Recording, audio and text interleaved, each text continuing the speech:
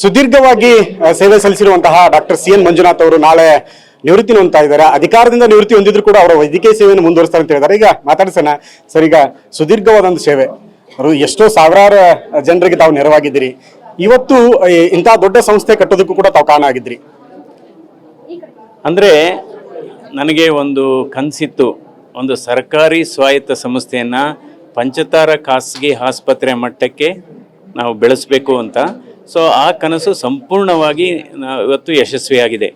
ಅಂದರೆ ಶ್ರೀಮಂತರಿಗೆ ಸಿಗತಕ್ಕಂಥ ಶ್ರೀಮಂತ ಚಿಕಿತ್ಸೆ ಬಡವರಿಗೂ ಸಿಗಬೇಕು, ಮಧ್ಯಮ ವರ್ಗದವ್ರಿಗೂ ಸಿಗಬೇಕು ಅಂತ.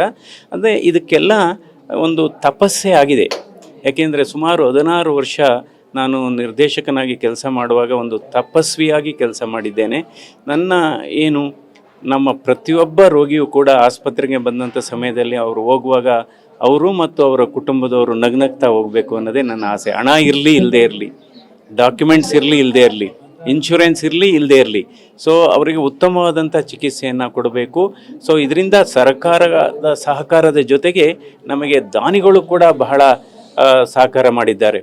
ಇವತ್ತು ಜಯದೇವ ಹೃದ್ರೋಗ ಸಂಸ್ಥೆಗೆ ಪ್ರತಿ ವರ್ಷ ಸುಮಾರು 50 ದಾನಿಗಳು ಮತ್ತು ಸಂಘ ಸಂಸ್ಥೆಗಳು ನಿರಂತರವಾಗಿ ನಮಗೆ ದೇಣಿಗೆ ಕೊಡ್ತಾ ಇದ್ದಾರೆ. ಅಂದರೆ ಒನ್ ಟೈಮ್ ಕೊಟ್ಟಿರೋರು ಸುಮಾರು 325 ದಾನಿಗಳು ಒನ್ ಟೈಮ್ ಕೊಟ್ಟಿರೋದು. ಹೀಗಾಗಿ ಇವತ್ತು ಒಂದು ಬಡವರ ಆರೋಗ್ಯ ನಿಧಿಯನ್ನೇ ನಾನು ಇಲ್ಲಿ ಸ್ಥಾಪನೆ ಮಾಡಿದ್ದೇನೆ.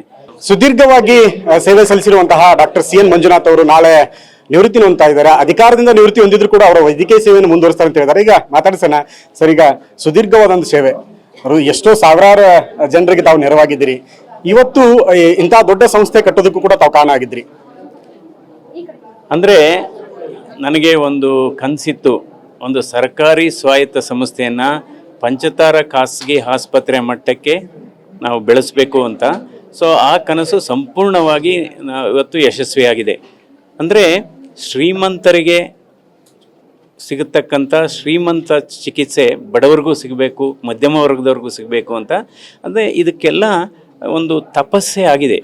ಯಾಕೆಂದರೆ ಸುಮಾರು 16 ವರ್ಷ ನಾನು ನಿರ್ದೇಶಕನಾಗಿ ಕೆಲಸ ಮಾಡುವಾಗ ಒಂದು ತಪಸ್ವಿಯಾಗಿ ಕೆಲಸ ಮಾಡಿದ್ದೇನೆ. ನಮ್ಮ ಪ್ರತಿಯೊಬ್ಬ ರೋಗಿಯೂ ಕೂಡ ಆಸ್ಪತ್ರೆಗೆ ಬಂದಂಥ ಸಮಯದಲ್ಲಿ ಅವರು ಹೋಗುವಾಗ ಅವರು ಮತ್ತು ಅವರ ಕುಟುಂಬದವರು ನಗ್ನಗ್ತಾ ಹೋಗಬೇಕು ಅನ್ನೋದೇ ನನ್ನ ಆಸೆ. ಹಣ ಇರಲಿ ಇಲ್ಲದೆ ಇರಲಿ, ಡಾಕ್ಯುಮೆಂಟ್ಸ್ ಇರಲಿ ಇಲ್ಲದೆ ಇರಲಿ, ಇನ್ಶೂರೆನ್ಸ್ ಇರಲಿ ಇಲ್ಲದೆ ಇರಲಿ, ಸೊ ಅವರಿಗೆ ಉತ್ತಮವಾದಂಥ ಚಿಕಿತ್ಸೆಯನ್ನು ಕೊಡಬೇಕು. ಸೊ ಇದರಿಂದ ಸರ್ಕಾರದ ಸಹಕಾರದ ಜೊತೆಗೆ ನಮಗೆ ದಾನಿಗಳು ಕೂಡ ಬಹಳ ಸಹಕಾರ ಮಾಡಿದ್ದಾರೆ. ಇವತ್ತು ಜಯದೇವ ಹೃದ್ರೋಗ ಸಂಸ್ಥೆಗೆ ಪ್ರತಿ ವರ್ಷ ಸುಮಾರು 50 ದಾನಿಗಳು ಮತ್ತು ಸಂಘ ಸಂಸ್ಥೆಗಳು ನಿರಂತರವಾಗಿ ನಮಗೆ ದೇಣಿಗೆ ಕೊಡ್ತಾ ಇದ್ದಾರೆ. ಅಂದರೆ ಒನ್ ಟೈಮ್ ಕೊಟ್ಟಿರೋರು ಸುಮಾರು 325 ದಾನಿಗಳು ಒನ್ ಟೈಮ್ ಕೊಟ್ಟಿರೋದು.